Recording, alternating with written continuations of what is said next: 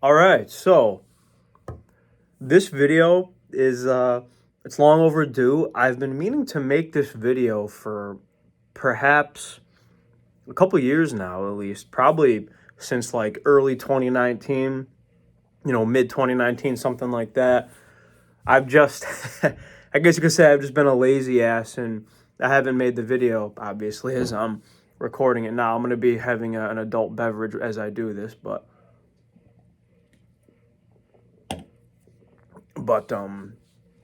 I uh, I want to go over my story.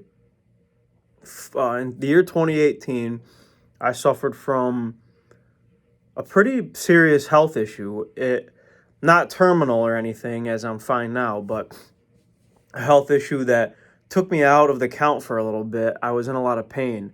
I had 5 stomach ulcers, and I had a not a rare bacteria, but a relatively uncommon bacteria that basically ate 5 holes in my stomach lining. So that's what I'm going to be talking about. I'm going to be talking about the pain I felt, my symptoms, exactly what happened, the medicine I took, my procedures, my doctor information, or I should say the information they gave me, how they treated the situation, how I handled the situation, and I want to make a disclaimer saying that I'm not a medical doctor. I have no medical study of any kind. If anybody goes through anything like this, always seek advice from your doctor. Don't do what I say. This is what I did, how I handled it. Everybody else, talk to the medical professionals. That's where the most help. That's where you'll get the most help. Another reason I'm making this video is because around the time when I was feeling a lot of pain, I looked up a YouTube video and it was some no name, nothing worth a fuck channel like mine. And I came across it. There weren't many views on it, but the guy helped me out. And basically he had gastritis. I don't think he had the ulcers like I had. That I also had gastritis. That's inflammation of the stomach lining, which I'll be getting into. But this guy, is basically a video on how he cured his own gastritis. So it made me realize, hey, I'm not alone. Even though, who knows? It doesn't matter who sees this. Maybe it'll be one fucking person. It doesn't matter. I just want to help somebody. Maybe they'll realize that they're not alone in this situation, and I got through it, so other people can too. And it doesn't have to be exclusive to this health problem. It can be anything. So, yeah, that's another reason why I'm making this. So, I want to get into everything. Yeah, I'm going to try to go from complete start to finish. Like I said, I have some notes here next to me that I'll be consulting throughout the video, but let's start it off. So I want to say it was maybe a 15th month process. So I started really feeling symptoms in December of 2017. So maybe mid to late December 2015. I'm sorry, 2017, and I wasn't fully healed. I don't even want to say fully healed because I still think I have a few issues going on that are not completely accounted for yet, that I've never completely recovered. But uh, I was as good as I ever have been since then, since I would say February 2019. So let's say, we'll say 14, 15 months, right? Somewhere around there. Basically a year, a little bit over a year to where I was going through, or I had my issues. Now, I'll start from the beginning. It started with just like a subtle dull pain in my stomach and my abdomen, and I was at work one day in 2017. I worked in the accounting department of an insurance company, and I remember I felt like a very brief, strange, like like I said, like a dull pain in my. I don't want to. It wasn't my lower abdomen. It was like kind of where my sternum is, almost like in the sternum area, and I was like, okay, whatever. I'm gonna think absolutely nothing of it. It didn't really matter at the time. I figured. Sorry, let me plug my password in here. I figured no big deal. It's probably just nothing. I'm not going to worry about it. It was an unfamiliar pain though, and that's always something that I was worried about, is something that's not really too familiar. So I felt that pain. I said, whatever. I'm not going to worry about it. But as the days persisted, the pain, not only did it get a little bit worse in that same spot, but it also stayed longer. And it stayed longer and longer. So I was thinking, what the hell is going on? And that dull pain that I was explaining, it became more of a sharp pain, more of a sharp burning pain after a while.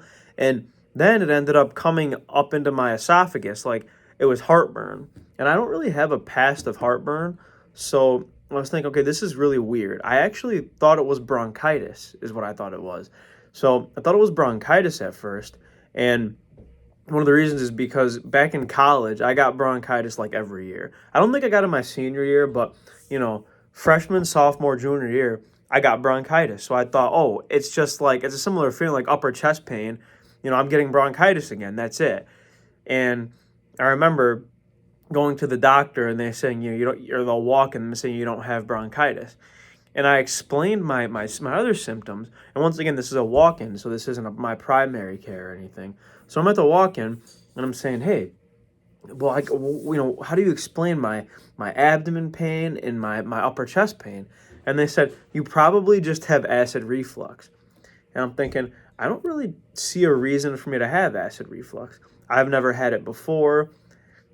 I just didn't, it just didn't seem like something I would have. So I was like, okay, fine, let's go with it. And then they prescribed me omeprazole, which is, I think it's a proton pump inhibitor is the class of drug that it is. Reduces the stomach acid. So that didn't do anything. It didn't help at all. My symptoms pretty much only got worse after that. So I went back. I said, hey, this isn't fucking working. What are you going to do? And they ended up prescribing me just a stronger proton pump inhibitor. So I went from omeprazole to pantoprazole. And they're like, okay, this is just stronger. Just try this. And I tried it and it didn't work. And I don't think you're supposed to be on proton pump inhibitors for too long. Like, I think they say, do it for 2 weeks or something. And if your symptoms don't improve, stop and talk to your doctor. And talk to your doctor, anyone that's listening to this for any of this. But this is just what happened to me. So I said, okay, something's going on. This isn't working. I need a different approach. So I would say January, February of 2018 at this point. So I've been dealing with this problem for maybe a month and a half. And I ended up going to my primary care doctor. And I started explaining to him, okay, my symptoms, upper chest pain, abdomen pain, it doesn't go away. And he ended up saying, okay, well, you might have an ulcer, like an ulcer, one ulcer. So I'm thinking, oh, shit, like I guess that would explain it.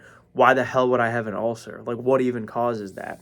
And he didn't really, I don't remember getting a straight answer. Maybe he gave me one, but he basically just said, okay, now you might have an ulcer. You might need to talk to a specialist.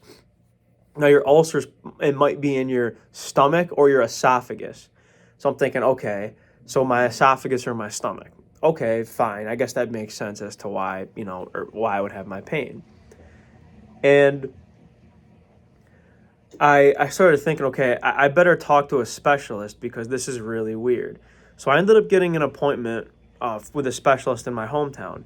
I don't exactly remember when that was. I think it was really close after. It was around the same time. And I basically told the specialist pretty much what my primary care doctor told me. I think I may have an ulcer. Something's going on. And I don't want to say the specialist brushed me off because he didn't. But he said, okay, well, I think the first place for you to start is to take a probiotic. You need to be on a probiotic every day. So I'm thinking, okay, like my stomach's fucked up, but I'll take these probiotics. So I did. It didn't do anything. I mean, and as I get into the explanation of what was actually going on, I think that it'll make sense as to why it did nothing, but didn't do anything.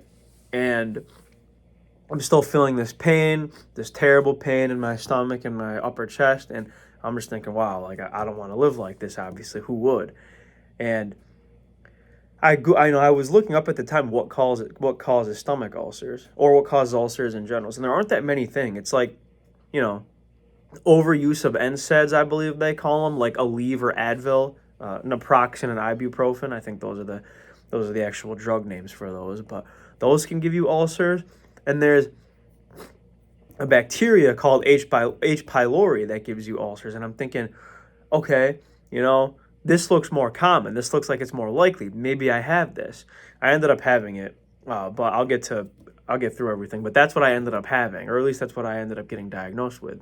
Now, there's one other thing that causes ulcers, and I think it's like some rare stomach ulcers, I should say. It's some rare disease because I think like ulcers in your colon or your other intestines are caused by other things like IBD, like Crohn's disease and ulcerative colitis. But I'm talking about just in my stomach. So there's some rare disease that can give you that too. But I didn't end up having that, luckily. So I'm thinking, okay, I don't take ibuprofen and naproxen. I literally never take them. And if I do, it's like once or twice a year.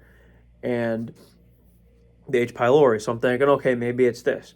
So I had a second appointment with my GI doctor, and I said, okay, let's get an endoscopy. An endoscopy is when they stick a camera down your throat. The colonoscopy is when they go up the other end. But I said, okay, we'll just do the upper endoscopy. So they stick a camera down your throat, and the camera can see your esophagus, your stomach, and everything in between, I guess you could say.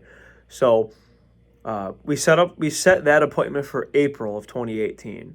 So in the meantime, while I'm getting ready, I'm just trying to eat like non-acid foods.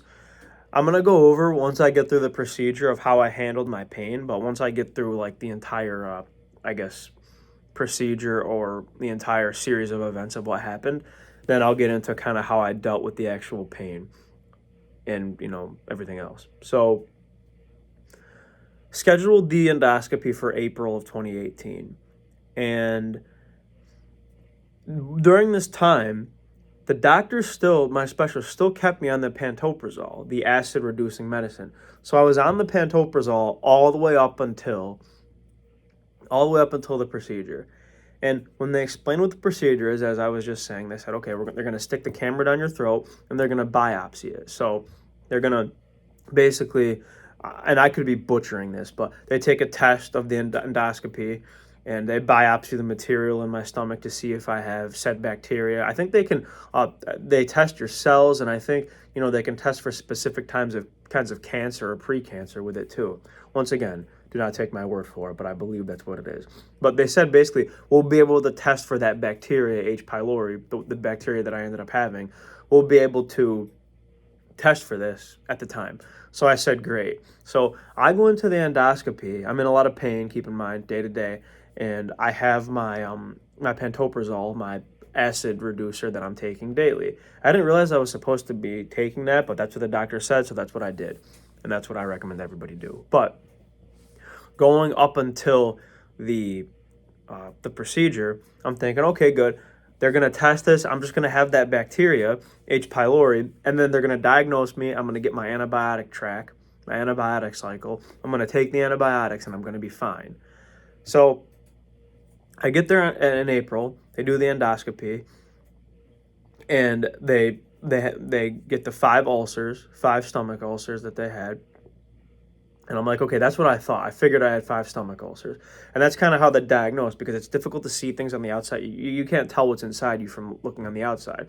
Hence, that's why they had to use the camera. So they found the 5 stomach ulcers, and they said, okay, your biopsy will be back. We're going to biopsy this for H. pylori. And I was like, okay, good. I'm just going to have that bacteria. I'll be fine. Lo and behold, a few days later, my results come back. I get a call. They say, hey, we didn't test for this. It's negative for H. pylori. You don't have it. So I'm thinking, holy shit, like, what the hell is going on with me? I have no clue. I don't take like I said, I don't take the NSAIDs, the ibuprofen and naproxen, and I don't have H. pylori. How the hell can I have stomach ulcers? Like, those are the only things that really cause them. So I thought I had that rare disease that I was talking about. I think it's called Zollinger-Ellison syndrome or something. So I'm like, okay, I have that fucking disease. So I called them up. I said, hey, do I have this disease? And they said no, because your stomach acid levels were too normal. They said your acid levels in your stomach are much too normal for you to have this disease, so you don't have it. So I'm scared. I'm a wreck at this point. I'm scared. I'm saying I'm never gonna get better because we don't know what's going on. I'm just gonna have to live with this pain. And I ended up reading more, and I ended up reading on my own and finding out that before you get tested for H. pylori, you're not supposed to be on proton pump inhibitors or acid reducing medicine. But I was at the time. Like I said, I was taking that that acid-reducing medicine up until the pantoprazole, up until the procedure. So I was on that medicine when I don't think I was supposed to be. I was never told that I was supposed to get off that medicine before having the procedure done. That's what I read up on. So they ended up scheduling another endoscopy for 4 months later. So they thought that, okay, well, if you don't have any of these diseases, we'll just keep you on the medicine and eventually your stomach will heal because your stomach will be producing less acid. So your stomach's going to heal, the ulcers will heal on their own. And luckily, over time, after that 4 months, I had another endoscopy. They ended up, got off my pantoprazole, off my heartburn medicine several days before the endoscopy. They tested again for H. pylori, that bacteria that I thought I would have been tested positive for the first time, and it came back positive. So I did, in fact, have H. pylori. Now, luckily, they tested for that. They figured this is what was causing your stomach ulcers, your gastritis, your stomach inflammation. We're going to give you this antibiotic cycle. Now, I had never been so excited to be tested positive for something in my life. I was thinking, oh my God, I am, I am praying, and I'm a godless heathen. I'm not religious in any way. Don't believe in a God, but I was praying to get diagnosed with H. pylori and have that come back positive.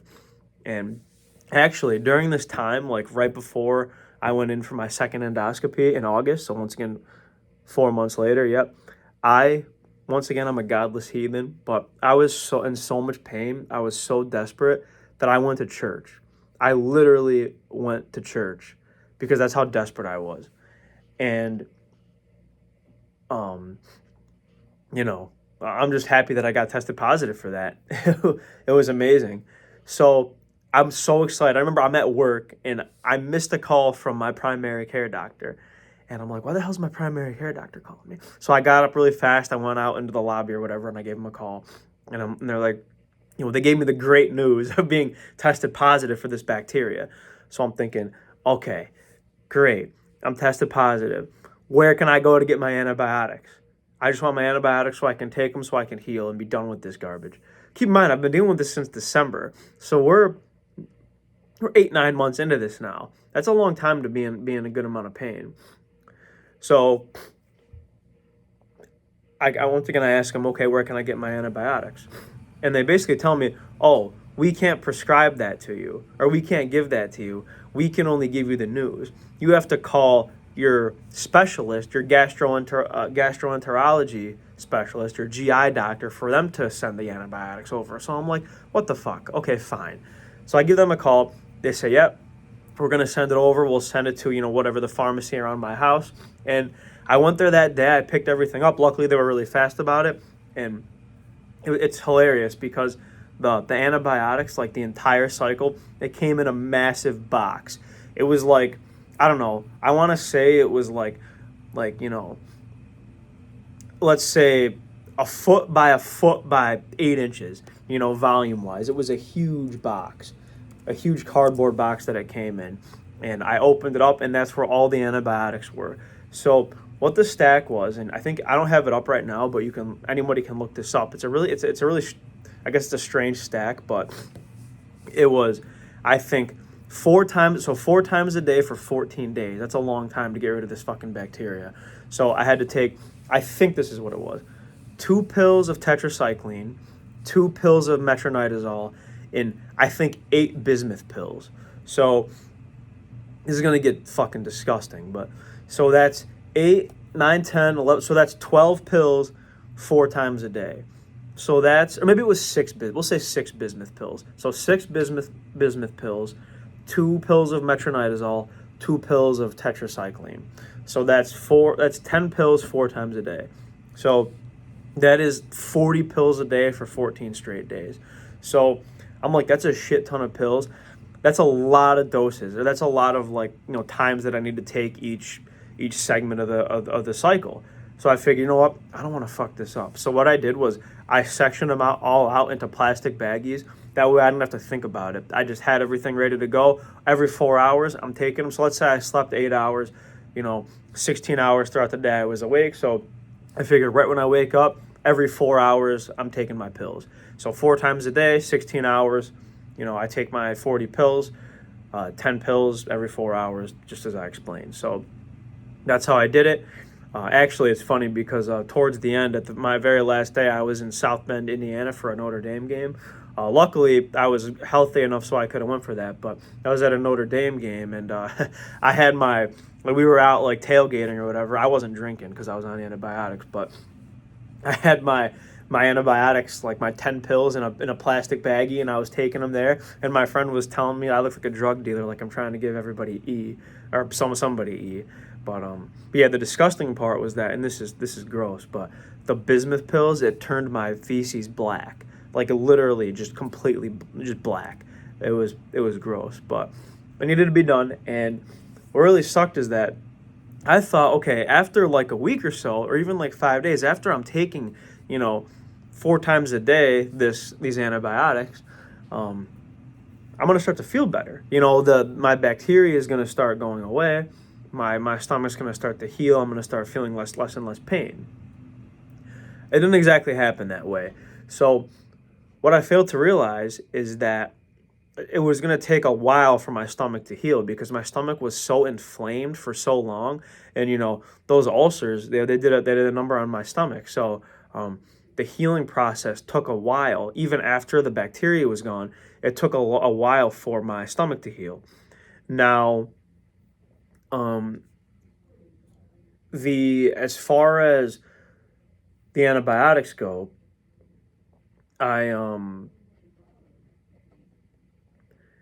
I needed to make sure after I was completely done all 14 days of the antibiotics, they wanted to make sure that I still didn't have the H. pylori. So what I had to do was I had to take a stool sample. Now my stool sample, basically, you go, they give you like this bag, and it's this, I want to say it's like a plastic container, and you put it over the toilet. You go to the bathroom. They give you it's like a hazmat bag. You put your stool sample in the bag, and you have to keep it refrigerated overnight. Luckily, I was living with my parents at the time, and my parents have a fridge that's outside. It's like in the garage. So I just kept it in there, away from all food and stuff. I kept it right in that fridge overnight. And once again, they need this so that way they can test for they can test your stool to see if the bacteria is still there, if that H. pylori is there. So they tested my stool sample, negative for H. pylori. So the antibiotic track, it seemed to have worked. So luckily, I didn't have the H. pylori anymore. But like I said, my stomach was still in pain. I didn't realize how long, but it took me several months. This was in August, September, around that time when I was completely done.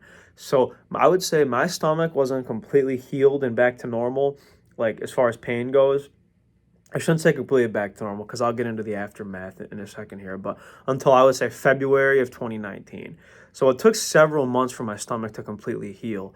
But what they did notice is that in that second endoscopy that I was talking about is that in the healing of the ulcers, because some of them had healed in the time even before I got my antibiotics because of the acid reducers, but the scarring in my stomach, it made it so that way some parts of my stomach were like, I want to say like pushed together a little bit, or they were like threaded together because of like the fibers and the way they healed.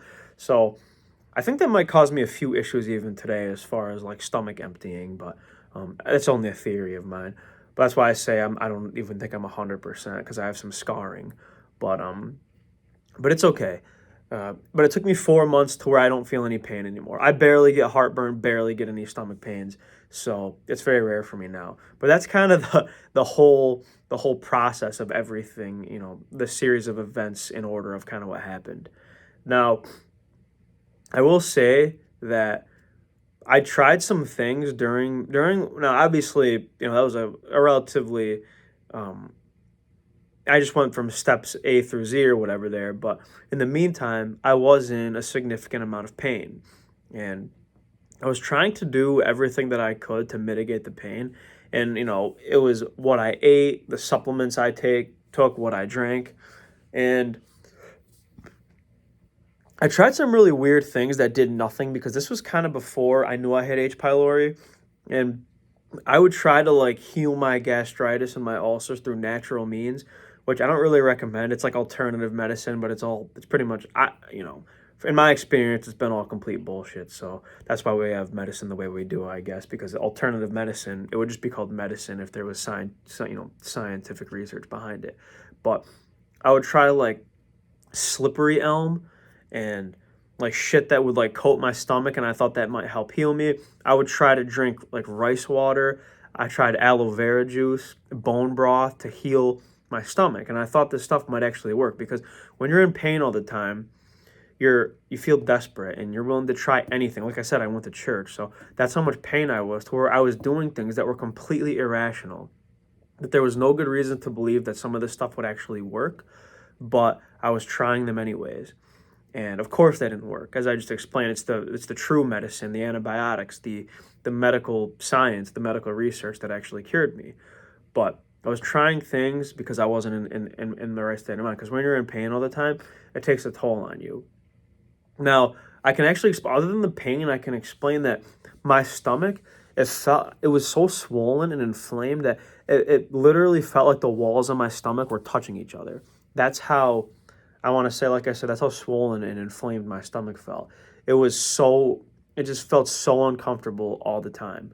And body weight wise, I usually hang out in the mid to high 170s, and I didn't lose like a disgusting amount of weight. I wasn't like gaunt or anything, but I went down to like the low to mid 160s, which it's not like I haven't been that weight before by regular means, but it's a little light for me. People always say like, "Oh, you lost a lot of weight." It's like, yeah, unfortunately, it's not necessarily for a good reason. But when I was in pain all the time, a lot of times I wasn't myself. I was rash. I was quick to anger because, like I said, chronic pain. It's brutal. I was in, when you're hurting, you can't really be yourself. You can't be yourself. It's hard to be optimistic in a time when not only was I in pain, but I had no idea why, and it got difficult. But like I said, it absolutely took a toll on my brain, my mentality, my mental and physical health, my time at work, time with my friends. It got difficult. And after everything was over, after the healing process, gave me kind of a new outlook. I said, hey, I went through a lot of pain, but there are people that have gone through way worse than this. So I need to try and be positive about the situation and learn from it. And I think it helped me a little bit because I started trying to give back to my community a little bit more, try to help other people that are either misfortunate in some way or have less good health. Like I do the Big Brother program now. I mentor some young kids. Try to help them out with their lives. It doesn't really have to do with them having health problems, but it's just trying to do something that I wasn't doing before. I did a Meals on Wheels program, so I was delivering meals to elderly people. I guess I tried, and I'm not trying to toot my own horn in any way, but I guess it made me try and at least do something to give back a little bit, so that way, and I guess me being in pain all the time, it kind of made me see that, like I said, there are obviously positives in my life, and I tried to give back a little bit, you know. So there is a silver lining to all of this, and I just want to say, I guess to almost cap this off is that, if you're going through any health problem, you're not alone. And the way I was able to, it took me a year, 14, 15 months to heal completely from the beginning of my symptoms all the way to the end. That's nothing compared to what a lot of people have to go through, but it is all relative. I've never really had a bad health problem like that before. Well, I did a little bit, but I'm not necessarily going to get into that. Well, actually, now that I'm thinking about it, I guess I could explain the theory on why they thought that I may have why they thought that the H. pylori was able to set in. I was on a heavy antibiotic cycle before then, or before my symptoms started, and the reason was because I had what they thought was a chronic prostate infection before any of this happened, and earlier in 2017, and I was on antibiotics for a while. So they thought that the antibiotics, it took the good bacteria, it kills all bacteria, so it killed the good bacteria in my stomach along with the bad bacteria. So they thought that that good bacteria being out of my stomach allowed the bad bacteria, the H. pylori, to set in. So that's why they thought the entire thing happened in the first place, as to how that H. pylori started to settle in. Probably should have included that towards the beginning of the story, but I guess that's not really the point of the entire thing. So yeah, people aren't alone in health. If anyone deals with this, you're not alone in terms of your health problems. And this is, I know it's like kind of an oddly specific scenario because stomach ulcers are pretty rare. They're definitely not common, and only those few things can really give them to you. You can't really get them. I don't think you can get them all from spicy food or wings or anything. I think it's a complete myth. So yeah, like I said, if you're dealing with these issues, you're absolutely not alone. Take your health seriously. If you're feeling pain, get help. Go see the medical professionals, because you don't want it to be too late. I think if I would have just let it slide and try to deal with the pain and not seek medical help, who knows what it could have turned into. I think H. pylori can give you cancer. It can lead to that. And I'm still kind of nervous because I don't know if there's going to be any, horror stories that happen, or if, I'm going to be the result of an aftermath of something. So, or, if something's going to happen, that's, something might come back in my stomach. I don't know. So I guess we'll see, but I'll worry about that when the time comes. So that's my story for now. I think I've covered essentially everything. I'm just going to consult my notes here.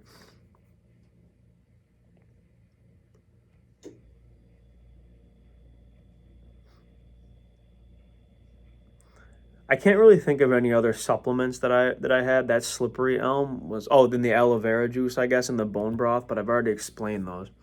Didn't do anything. And of course it's not. If that bacteria is still in my stomach, why would it? But it is kind of interesting how long it took for my for my for my stomach to heal. It took several months. I couldn't drink, no caffeine. I ate very, very light. I tried to eat like rice, rice, maybe unseasoned chicken, things like that, because I didn't want I didn't want to like put anything spicy in my stomach to irritate it. And obviously I think there was no way to not be in pain until that bacteria was out of my stomach. So that's really what did the trick, obviously, like I'm saying, the antibiotic cycle. So I think I've made my point. So that's pretty much it. I know I was all over the place in this video, but whatever.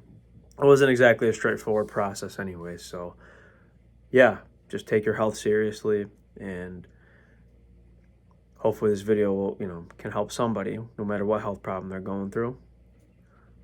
So I think that's it. I think I've covered as much as I can. Thanks.